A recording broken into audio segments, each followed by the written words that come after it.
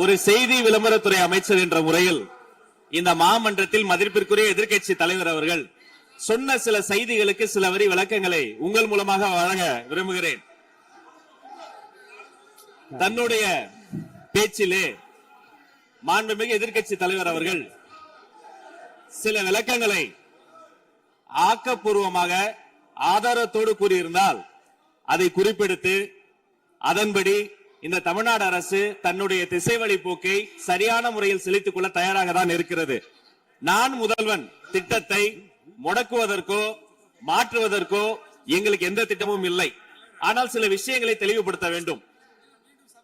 40 நாள் விரதம் முடிப்பது போல 40 நாட்கள் ஆட்சியை இந்த தாவேக அரசு நிறைவு செய்திருக்கிறது.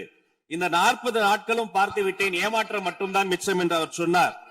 ஆனால் மக்கள் திமுகவினுடைய 40 நாள் அல்ல 5 ஆண்டுகளையும் பார்த்துவிட்டு அந்த வந்த ஏமாற்றத்தால் தான் இப்படி ஒரு தீர்ப்பை எங்களுக்கு வழங்கி இருக்கிறார்கள்.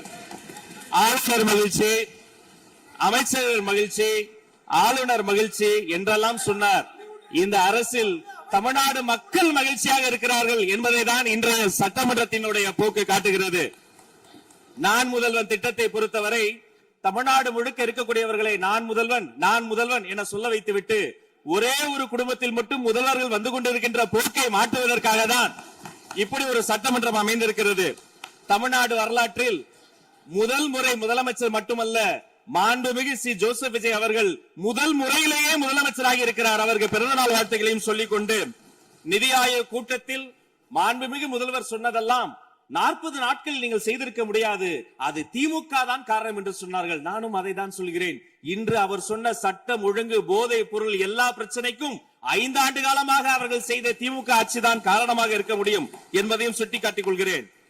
பள்ளி மாணவர்கள், ஒரு கல்வித்துறை அமைச்சர் நான், பள்ளி மாணவர்களினுடைய புத்தக பையிலே அன்றைய முதல்வர் ஸ்டாலின் படத்தை நாங்கள் போடவே இல்லையே என்று பெருமையாக சொன்னார். அப்புறம் ஏன் சார் லேப்டாப்ல மட்டும் அந்த படத்தை போட்டீங்க? நீங்க லேப்டாப்பில் போட்ட படத்தை எங்கள் மாணவர்கள் திண்ணர் வைத்து அழித்து விட்ட காட்சிகளும் சமூக வலைதளத்தில் பார்த்து கொண்டுதான் இருக்கிறோம். ஒரு வரியில் சொல்லுகிறேன், கோயில் பிரச்சனையை முத்தமிழறிஞர் டாக்டர் கலைஞரினுடைய வசனத்தையே சொல்கிறேன். நாங்கள் கோயில் கூடாது என்று சொல்லவில்லை, கோயில் கொடியவர்களின் கூடாரமாக மாறிவிடக் கூடாது என்றுதான் சொல்லுகிறோம். தூய்மை தொழிலாளர்களை இன்றே பார்த்து விட்டதாக முதல்வர் அவர்கள் முன்னாள் முதல்வர் பார்த்து விட்டதாக சொல்கிறார்கள். எங்கள் கேள்வியே அதுதான். 10 நாட்கள் ஒரு வாய் சாப்பிடாமல் உண்ணாநோம்பு இருந்த போது நானும் எனது சகோதரர்கள் அண்ணன் ஆனந்தும் மாதவம் போய் பார்த்தோமே. இன்று தூய்மை தேவதைகளை பார்க்கிற திரு ஸ்டாலின் அவர்கள் அன்னைக்கு ஏன் சார் பார்க்கல? ரிப்பன் மாளிகைக்கு அட்ரஸ் தெரியலையா? எப்படி போக வேண்டும் என்ற பாதை தெரியவில்லையா? தமிழ்நாடு எத்தனையோ திருடர்களை பார்த்திருக்கிறது. அலிபாபாவும் 40 திருடர்களையும் கூட பார்த்திருப்பீர்கள். அலிபாபாவும் பியூஸ் கேரிய திருடர்களையும் இப்போதுதான் எங்களுடைய மின்சாரத்துறை அமைச்சர் பார்த்துக் கொண்டிருக்கிறார். அதை குறித்த நடவடிக்கை எடுக்கப்பட்டுக் கொண்டிருக்கிறது. அவர்கள் மின்வெட்டை குறித்து சொன்னதற்கு மாண்புமிகு புரட்சி தலைவி அம்மா அவர்கள் இதே மாமன்றத்தில் சொன்ன ஒரு வரியை சுட்டிக்காட்ட ஆசைப்படுகிறேன். இந்த மாமன்றத்திலே தமிழ்நாட்டிற்கு மின்சார தடையை அறிமுகம் செய்த திமுக எதற்கு மின்சார தடையை பற்றி பேசுகிறது என்று அவர் கேட்டார். கலைஞர் வண்ண தொலைக்காட்சி கொடுத்தார்கள், அந்த நாட்களை பார்க்க முடியாது. கலைஞர் வண்ண தொலைக்காட்சி கரண்ட் இல்லாம கருப்பு வெள்ளையா பிளாக் அண்ட் ஒயிட்டாவே போன அந்த காலங்களை எல்லாம் மறந்துவிட்டு ஆதாரம் இல்லாமல் உண்மைக்கு புறமான செய்திகளை மாமன்றத்தில் அவர்கள் சொல்வதை இதோடு நிறுத்திக் கொள்ள வேண்டும். நேரலையை குறித்து கேட்டார்கள். எனக்கு ஆச்சரியமாக இருக்கிறது. 3 ஆண்டு காலமாக ஒரு தொழில்நுட்ப கோளாறாக அன்றைய சபாநாயகர் நேரலையை இருட்டடிப்பு செய்து விட்டார். ஆனால் இன்று மாண்புமிகு சபாநாயகர் நேரலையை கொடுத்துக் கொண்டிருக்கிறார். அவருக்கு எங்கள் சார்பாகவும் நன்றியை கூறிக்கொண்டு, விவசாயிகளை குறித்து இந்த மாமன்றத்தில் ஒன்று சொல்கிறேன். தமிழ்நாடு வரலாற்றிலேயே விவசாயிகளினுடைய சங்கத்தின் தலைவர்கள் மீது குண்டாஸ் போட்ட ஒரு சர்க்கார் திமுக சர்க்கார். ஆனால் அவர்கள் கண்ணீரை போக்க நாங்கள் போராடி கொண்டிருக்கிறோம். அரசு பள்ளிகளில் எந்த கட்சிக்காரர்களும், அது தாவேகா காரர்களாக இருந்தாலும் சரி, பள்ளி மாணவர்களை தொந்தரவு செய்யாதீர்கள் என்று சொன்னதோடு மட்டுமல்ல, பெருமையோடு சொல்கிறேன், எங்கள் கட்சியினுடைய ஒன்றிய செயலாளர் அரசு பள்ளியில் சென்று ரிலீஸ் எடுத்ததற்காக நேற்றைய தினம் கட்சியை விட்டு நீக்கியிருக்கிறார் என்னுடைய பொதுச் செயலாளர். சட்டம் ஒழுங்கு பிரச்சனையை பற்றி பேசுகிறவர்களுக்கு அண்ணா பல்கலைக்கழகம் நினைவுக்கு வரவில்லையா?